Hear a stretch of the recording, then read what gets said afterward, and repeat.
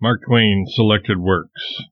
Whereas, later renamed Aurelia's Unfortunate Young Man. Part 2. She says that when she was 16 years old, she met and loved with all the devotion of a passionate nature a young man from New Jersey, named Williamson Breckenridge Carruthers, who was some 6 years her senior. They were engaged with the free consent of their friends and relatives, and for a time it seemed as if their career was destined to be characterized by an immunity from sorrow beyond the usual lot of humanity. But at last the tide of fortune turned. Young Carruthers became infected with smallpox of the most virulent type, and when he recovered from his illness, his face was pitted like a waffle mold, and his comeliness gone forever. Aurelia thought to break off the engagement at first, but pity for her unfortunate lover caused her to postpone the marriage day for a season and give him another trial. The very day before the wedding was to have taken place, Breckenridge, while absorbed in watching the flight of a balloon, walked into a well and fractured one of his legs, and it had to be taken off above the knee.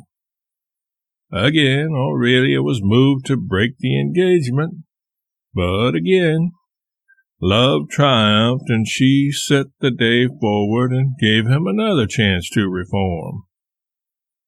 And again, misfortune overtook the unhappy youth.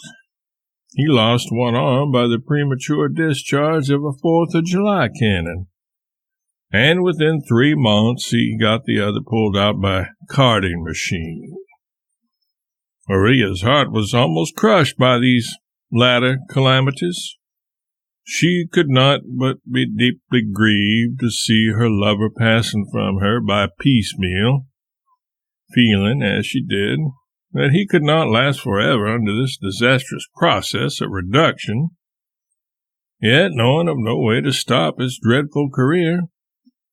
And in her tearful despair she almost regretted, like brokers who hold on and lose, that she had not taken him at first, before he had suffered such an alarming depreciation. Still, her brave soul bore her up, and she resolved to bear with her friend's unnatural disposition yet a little longer. Again the wedding day approached, and again disappointment overshadowed it. Carruthers fell ill with an erysipelas, and lost the use of one of his eyes entirely. The friends and relatives of the bride, considering that she had already put up with more than could reasonably expected of her, now came forward and insisted that the match should be broken off. But after wavering a while, Aurelia, with a generous spirit which did her credit, said she had reflected calmly upon the matter and could not discover that Breckenridge was to blame. So she extended the time once more, and he broke his other leg. It was a sad day for the poor girl when she saw the surgeons reverently bearing away the sack, whose uses she had learned by previous experience, and her heart told her the bitter truth that some more of her lover was gone. She felt that the field of her affections was growing more and more circumscribed every day. But once more she frowned down her relatives and renewed her betrothal. Shortly before the time set for the nuptials, another disaster occurred. There was but one man scalped by the Owens River Indians last year.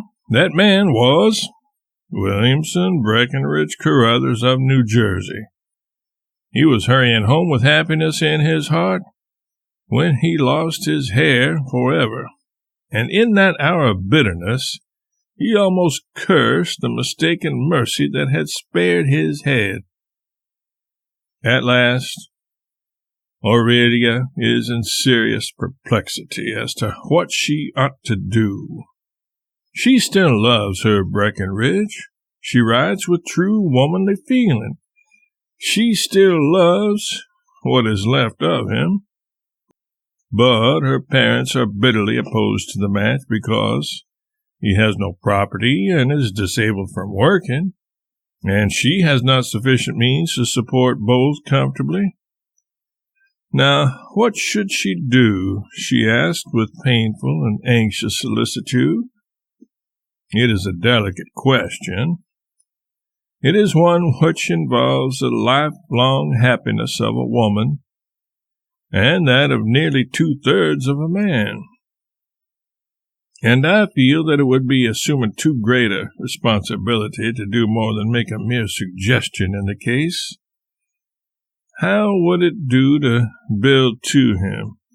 If Aurelia can afford the expense, let her furnish her mutilated lover with wooden arms and wooden legs and a glass eye and a wig, and give him another show. Give him 90 days without grace, and if he does not break his neck in the meantime, marry him and take the chances. It does not seem to me that there is much risk, anyway, because if he sticks to his infernal propensity for damaging himself every time he sees a good opportunity, his next experiment is bound to finish him. And then you are all right, married or single. If married, the wooden legs and such other valuables as he may possess revert to the widow. And you see you sustain no actual loss save the cherished fragment of a noble but most unfortunate husband, who honestly strove to do right, but whose extraordinary instincts were against him. Try it, Maria. I have thought the matter over carefully and well, and it is the only chance I see for you. It would have been a happy conceit on the part of Carruthers if he had started with his neck and broken that first. But since he has seen fit to choose a different policy and string himself out as long as possible, I do not think we ought to upbraid him for it if he has enjoyed it. We must do the best we can under the circumstances, and try not to feel exasperated at him.